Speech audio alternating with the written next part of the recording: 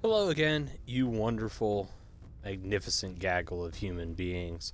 Today, we're going to be doing a follow-up video to a couple of my last Halo-themed videos. And before we get right into it, just want to do a quick shout-out to all you beautiful, death-dealing sex tornadoes and that for all the support on them. Greatly appreciated everything that you guys did for it. Really appreciated those of you in the comments and that voicing your opinions, regardless of if we shared similar opinions or not. I really did appreciate hearing from you guys and just kind of getting a better idea in that of kind of where the community stands, because there's only so much that you can learn on any sort of forum, anything like that. Sometimes it's just nice to make a video and see what happens, see what the fans say. But today I wanted to do a little bit more of a positive video, because I do know that my last specific Halo themed videos, they were a little bit more on the negative side, especially regarding the battle pass. And I know the one that I talked about where, for me personally, I feel like Halo is at its kind of low point through the franchise. Those are definitely negative topics, and I don't want people to think that I hate Halo, that I think it's beyond saving, anything like that. In fact, during the kind of discussion I had regarding the overall state of Halo Infinite, that was how I ended the video. I am very hopeful about the franchise, and truthfully, it's because of you guys. That being said, though, I do not hate Halo Infinite whatsoever. I do enjoy the game. I think it's fun. However, I would say that I am disappointed. And I think for some pretty fair reasons. I know some of you in the comments kind of voiced your thoughts and opinions on with some of the stuff that's gone on. But I do think, though, Halo Infinite does have some really good things about it. And as much as I think it's important to talk about the downsides of the game, or maybe some things that we would like to see fixed in future installments, I also think that we do have to talk about the good things. Because if all we're doing is focusing on the negative, I think that's just as bad as ignoring the negative, if that makes sense. Like, you gotta have balance. For everything that's good, it's perfectly okay to call out something that you want to see fixed, but we also got to give credit where credit is due. So, kind of like before, this is just all going to be one take in that. It's going to be right off the dome here. I will also preface with, we're kind of doing this later at night. So some of my thoughts may go a little over the place, but yeah, we're just going to get right into it in that. So the first thing that I want to give Halo 5, not Halo 5. We'll do that maybe another time, the good parts of Halo 5. But some of the good stuff about Infinite was, for me, the first thing has to be the campaign. So I did voice a couple of the downsides that, I felt about it. However, I do think that Halo Infinite did do a lot of really good for the franchise in terms of the campaign. For starters, yes, there are some issues with plot, stuff like that. However, we had a very concise story. Like I said, there are issues with it, kind of how 343 likes to randomly pick up somewhere in the Halo storyline, and yeah, you do kind of have to follow along with the books. However, as I'm sure many of you would also agree in that, Halo 5 story was a complete disaster. When I say that I have a positive view of Halo 5, just please keep in mind that that is not based on the storyline, because if it was purely based off of the storyline, I don't think I would have as many fond memories about it. But Halo Infinite definitely did improve upon that. Were there concerns? Yes, but overall it was a huge improvement over 5. The other thing that I liked about the campaign specifically was they continued to kind of give us a more human Master Chief. Weirdly enough, I think that's something that 343 really doesn't get a whole lot of praise for, that I personally really enjoy. Now, I know some people like Master Chief kind of being that ghost in the shell, as he was intended to be originally with Halo CE, where you could kind of imprint yourself on him. However, I do like a little bit of character development with the Chief in that. And don't get me wrong, we did get some in the Bungie Halo games, but I do think 343 has done a pretty good job of giving us the human side to Chief. You know, he was a small child when he was abducted and then kind of forced into, you know, some of the most badass military service whatsoever. On top of that, you know, he's got all these augmentations. He's also like a war hero. Seeing him interact with the pilot in a couple of those scenes, I thought did such an amazing job of humanizing him and also making Chief, like, I don't want to say relatable, but it brought that human element to him. I think probably the one scene that comes to my mind, it would come to mind for a lot of people in terms of Infinite, is that scene where I think it's like right after Pelican Down or maybe right before it. But, you know, when Esparza's kind of at like his wit's end, you know, he's gone full like, this is hopeless, we're never making it out of here. And the Chief kind of takes a knee right next to him and that and says, like, you know, hey, we all make mistakes. You know, even the Chief, this guy who is save humanity from this, you know, unstoppable alien threat, he's not perfect. And he flat out admits it, that, you know, he's fucked up. Like, he has made mistakes that, you know, he wishes he could take back, and, you know, he's not above the flaws of humanity. On top of that, it definitely seemed to be a moment too where, for me, it's also kind of how the conversation starts. Like, the Chief recognizes that, you know, hey, he's a go-getter. He is ready to go move on to the next objective. And here's this guy who has no Mjolnir armor, really no military training, has kind of just survived purely based on dumb luck and hiding.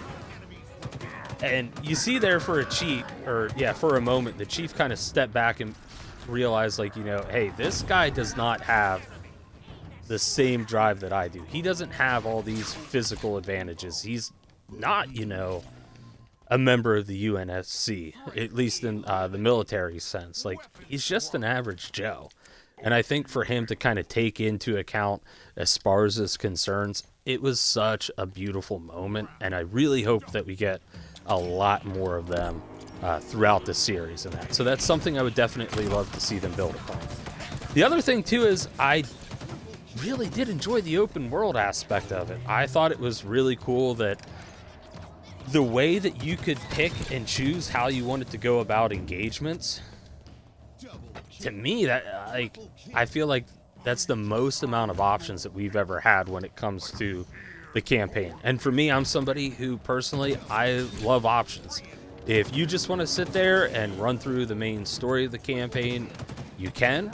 But I think that there was enough content in there that, you know, if you're just doing like a solid 100% playthrough, you're definitely going to get, you know, some quality hours in there. Plus, I did like the fact that, you know, the story kind of does start off with Chief essentially trying to establish like a UNSC presence on Zeta Halo. The whole idea that you're kind of starting from scratch, regrouping what's left from the Infinity, I thought that was really cool. And again, it really reminded me of Halo Combat Evolved, where, you know, really the first mission you have, you're just trying to get off the Pillar of Autumn, and then, you know, the next level you have Halo. You're trying to rescue as many Marines as you can, followed by Truth and Reconciliation. You're trying to get keys back so that, you know, the Marines that you have rescued, they have some form of leadership available. And there were moments in Infinite where, you know, we kind of got to experience something similar to that. Again, I really do wish that we would have gotten some DLC, because I think, you know, the environments that we had, don't get me wrong, they were definitely good. Were they a bit repetitive? Yes. But that does excite me, though, for, you know, the potential prospect of us getting to see different environments moving on. You know, if they were able to do kind of like the grassland and forest, or however you would consider Zeta Halo, that sort of environment, I'm really excited what they could do with maybe like some desert themes, some, you know, Arctic themes. And I think it'd be really, really cool to see the next Halo game actually live up to the expectations that I think a lot of us had with Halo Infinite. Um, on top of that, you know, once they did add the campaign replayability, it was really fun just to kind of go back through the open world map, find some of the secrets that had been hidden there. For me personally, my favorite's got to be kind of the ode to the old red versus blue, especially because that was a machinima I had been following very early on. In fact, I don't even think they're really referred to as machinima anymore. That's almost kind of like a lost art for you youngins out there, but just seeing them continue to include like little references and Easter eggs, I thought was pretty nice. Also, the ability that you got to pick your loadout going into a campaign mission, as long as you properly prepped beforehand at one of the outposts, I thought was kind of nice. Like, you would kind of assume the chief, being a Spartan and everything, he would want to have every advantage going into a mission as possible. There were definitely some missions throughout Halo's campaign where you're like, if that was me, would I really be picking this loadout? There were a few missions where it's like, probably not. Maybe not my first choice to fight against, you know, a technologically superior alien threat. So I did enjoy the fact that, you know, you could go in and pick some of your loadouts. Also, the fact that they continued something that Halo 5 introduced, where you had different weapon variants. I do enjoy that, especially how you earned them as well, by going through and kind of killing some of the different higher ranking enemies on there. And then, you know, from there you could spawn them in from the outpost. I thought that was just really, really cool. I hope that they continue to add weapon variants in the future, because I think it's a way to take weapons that we all love and enjoy, and whether it's a small or a big twist on them, I think it's something that does give them life. For me, like one of the best examples I can think of is the Covenant Carbine, specifically in Halo 5. I want to say it was like the Blood of Suban. Essentially acted kind of like the needle rifle from Halo Reach. And the fact that you could have such a drastic gameplay change through the rec options, thought it was amazing. And to see that continued in Infinite, I personally felt was really, really exciting. So hopefully we continue to see that, especially within the campaign. I know sometimes in multiplayer, that can be a little bit of a sensitive topic because some of them are overpowered, but in more of those PvE game modes, I hope we get to continue to see them. I think the next thing I want to give kudos to Infinite for is the Forge. So again, I definitely feel that, you know, the Forge community has really carried a good chunk of this game. And I think that's because the Forge that we were given in Infinite is probably the best that the series has ever had. You know, the fact that, so currently we're replaying Firefight, and also I just want to throw out, I did not plan for it to be on the same map that we had last time. That's just kind of happen chance, but it's okay. This is one of my more favorite Forge maps, or Firefight maps. Anyways, though, the amount of stuff that the Forge community is able to do with the current Forge system that we have is phenomenal. I remember there for a moment that, you know, essentially Nazi zombies from COD had been brought over, and getting to play that with some of my friends. Now, granted, we didn't really do a whole lot with it, but just the fact that you could build something like that in Forge, I thought was phenomenal. Plus, I know there's been some creators out there that have been able to introduce like full-on battle royales that function just like a lot of the other popular ones do.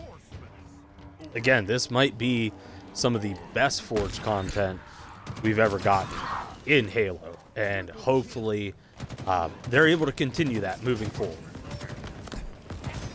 The other thing too that I would say is, so I know I kind of voiced that for me there has been something gameplay wise that does feel a little off about Infinite. However, though, I would say that if you were looking for a spiritual successor to the gameplay of 3, I think this is probably the best. So Halo 5, I know I keep bringing it up, but it's kind of just because it was the previous Halo game. It was extremely divisive. So there are people like myself who genuinely enjoyed those gameplay changes. However, there were also a lot of people that, for very, very fair reasons, did not. Halo Infinite, I felt like, found a good way to bring in things like sprint, field pickups, so whether that be the grapple hook, other things like that.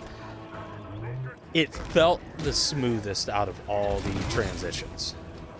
And Halo 5, while I also personally feel like it did feel pretty smooth, a lot of those changes, you wouldn't necessarily draw your conclusions. Like if you picked up Halo 3, I don't think, for the next installment, if you were to say like, hey, we want to make Halo 3 more advanced, I don't think Halo 5 would come to mind. I think, truthfully, the ideas that started with Bungie back in Halo Reach were truly came to fruition with this game. The other thing that I would say, too, that I feel is very, very positive about this game is the multiplayer options. Yes, I personally am not the biggest fan of the multiplayer in this game. I think a lot of the core game types, I just don't have the same levels of fun that I've had in previous Halo games.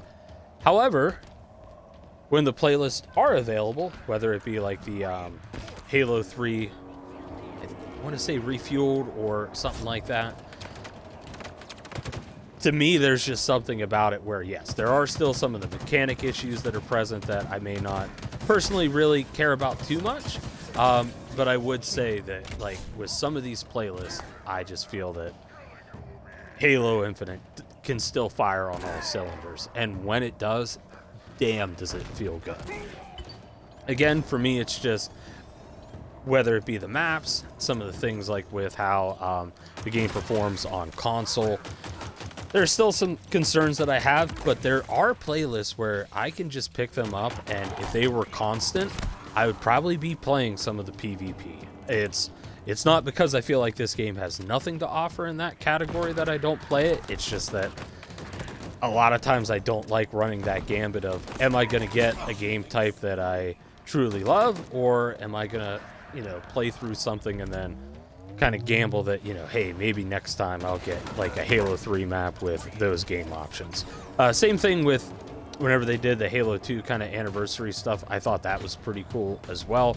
Again, had a lot of fun with it, as long as it would be something around like a permanent playlist where I could specifically play those. I'd be perfectly fine with that.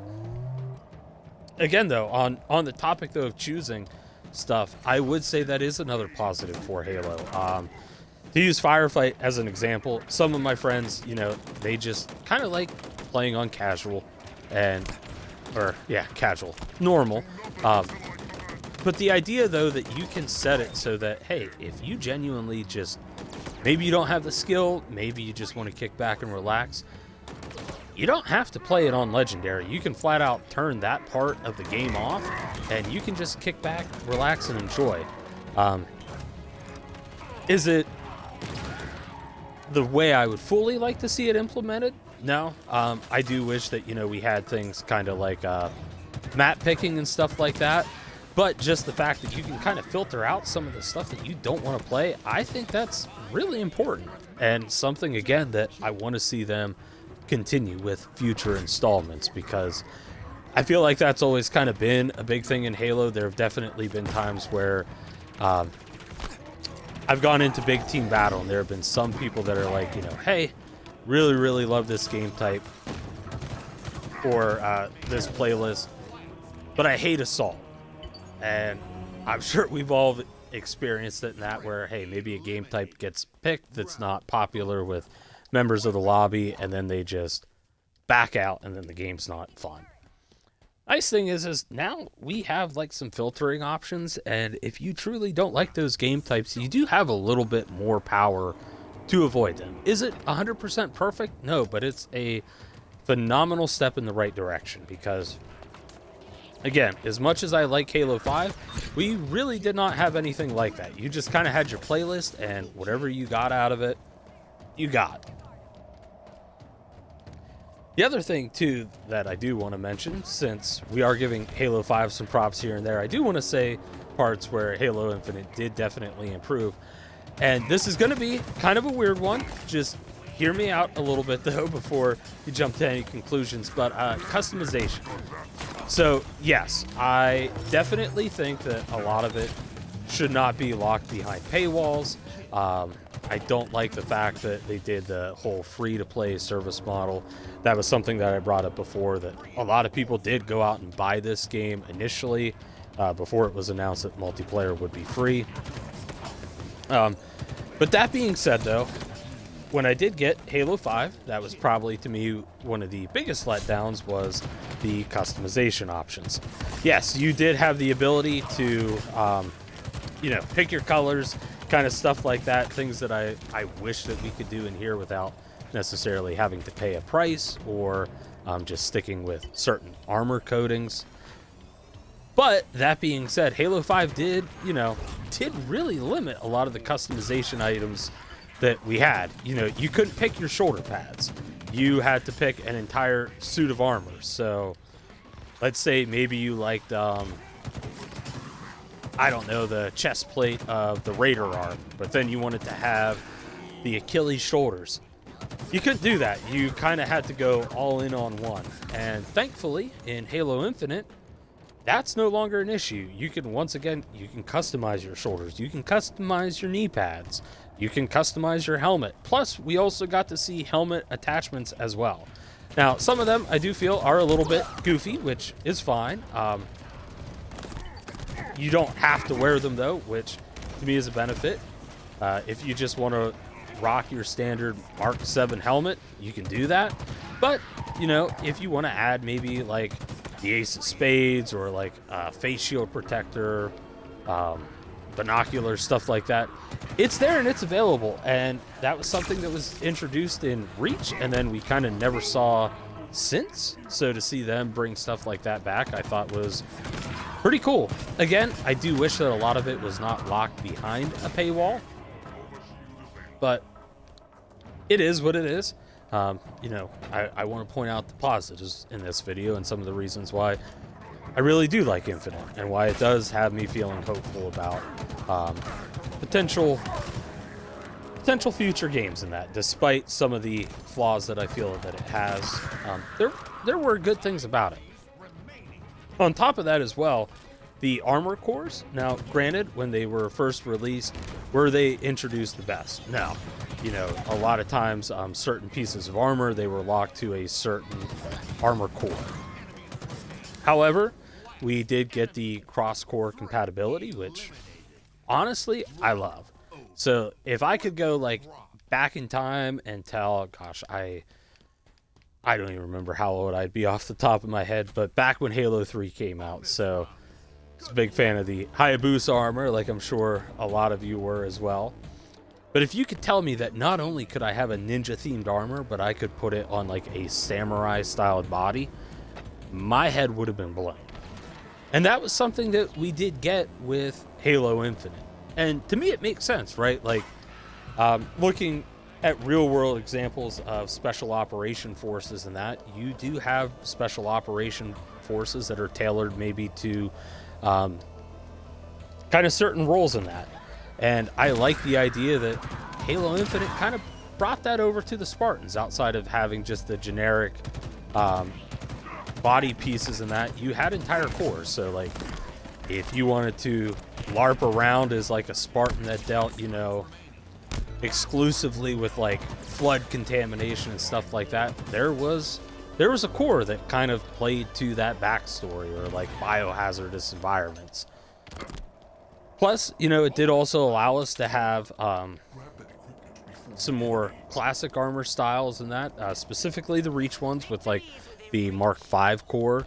I know Halo Reach was very, very popular with a lot of its customization, and having those cores there, being able to change up certain features of just the overall bodies of the Spartans, I thought was huge and just really, really cool.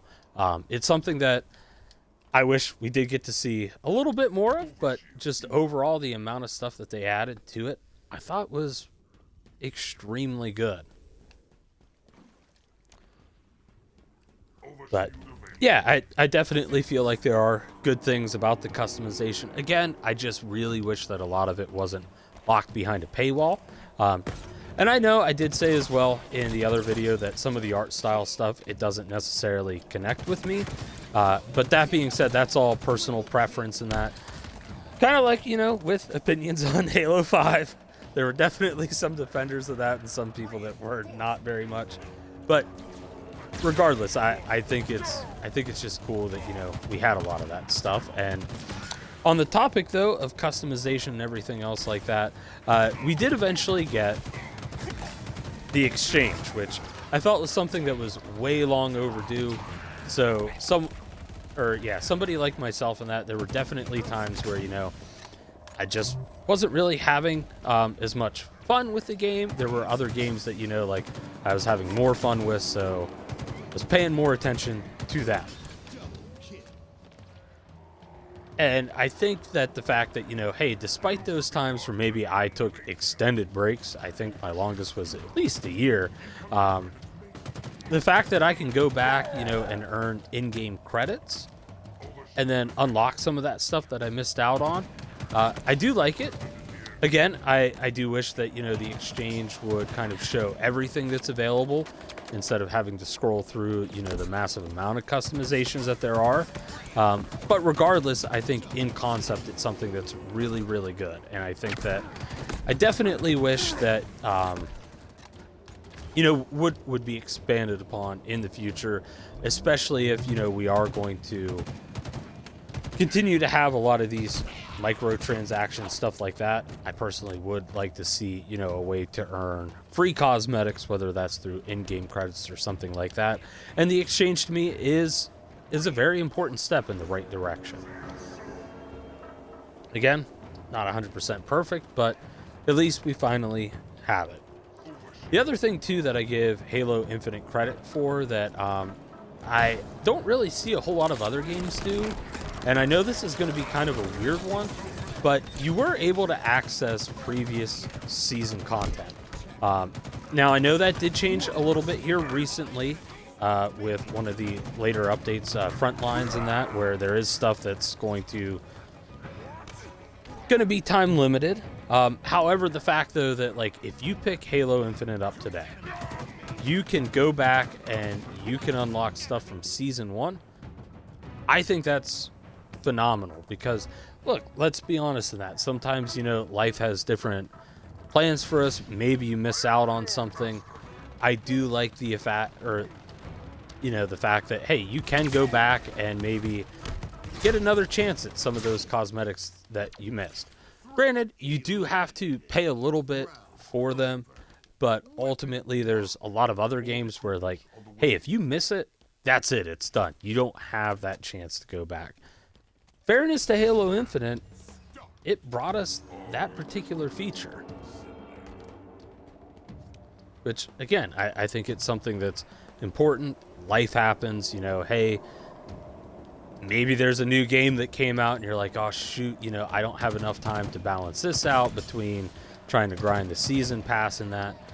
Hey, as long as you're okay with maybe spending like $5, you can come back and unlock it. And honestly, I think some of the prices for being able to come back and revisit battle passes, I do think those are priced rather fairly.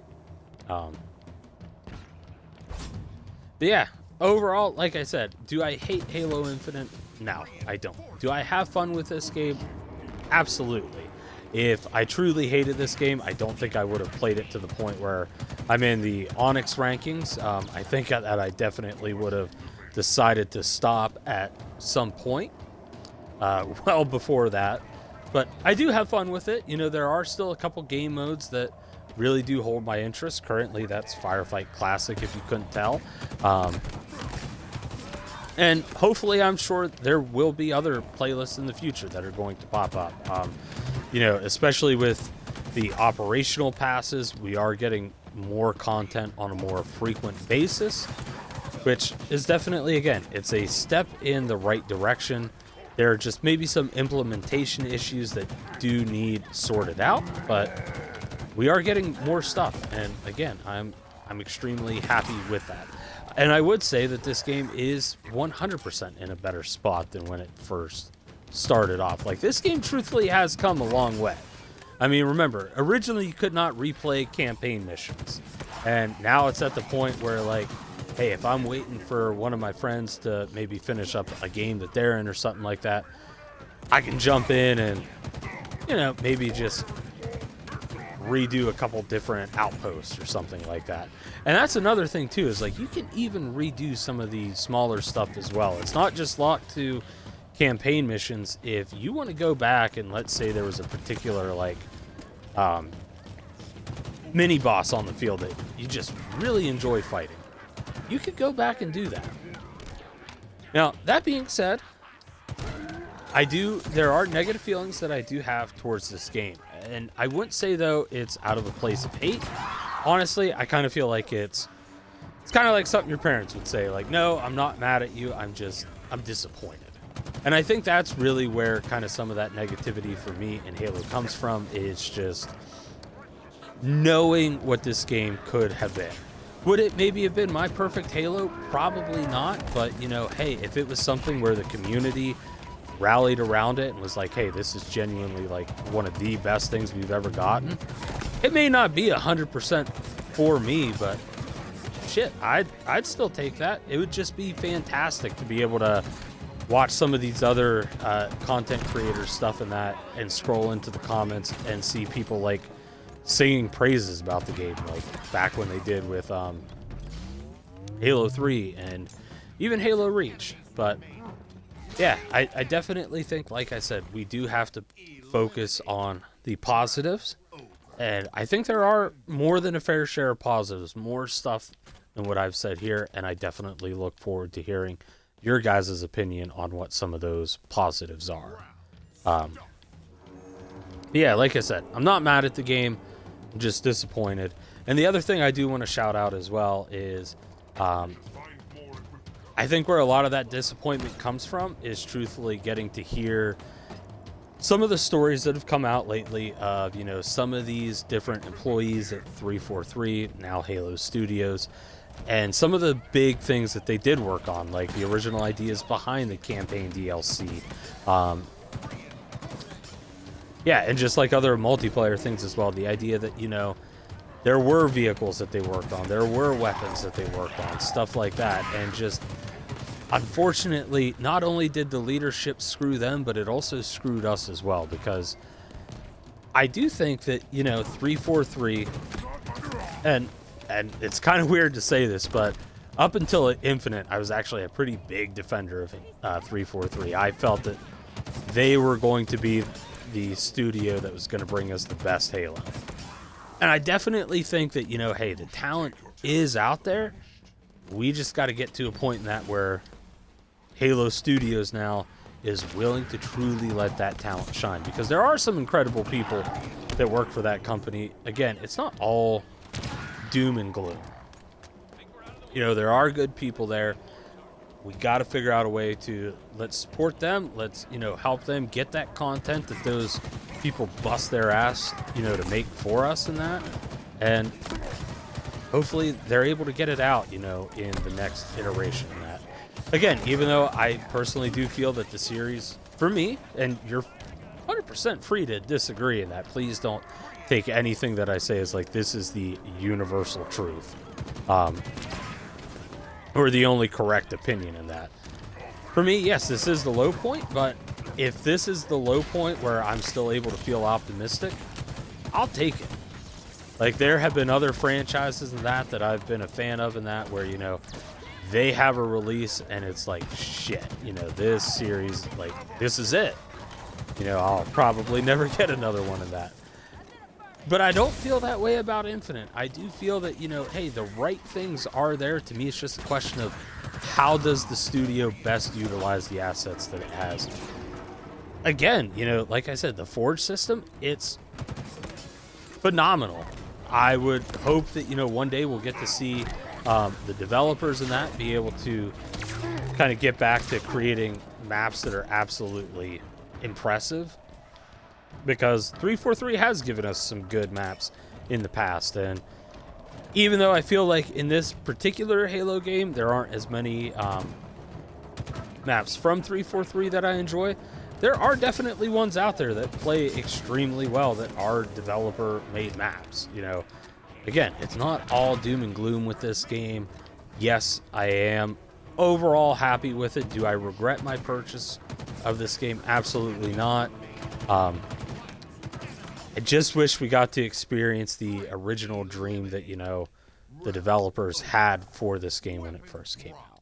But yeah, that's going to be kind of it for this video here. Again, I am still very patiently waiting in that for our God Emperor to bless us with, yeah, almost said Season 7, Update 7 for Space Marine and that, because I do want to get into some more Space Marine content as well, especially knowing that there's going to be,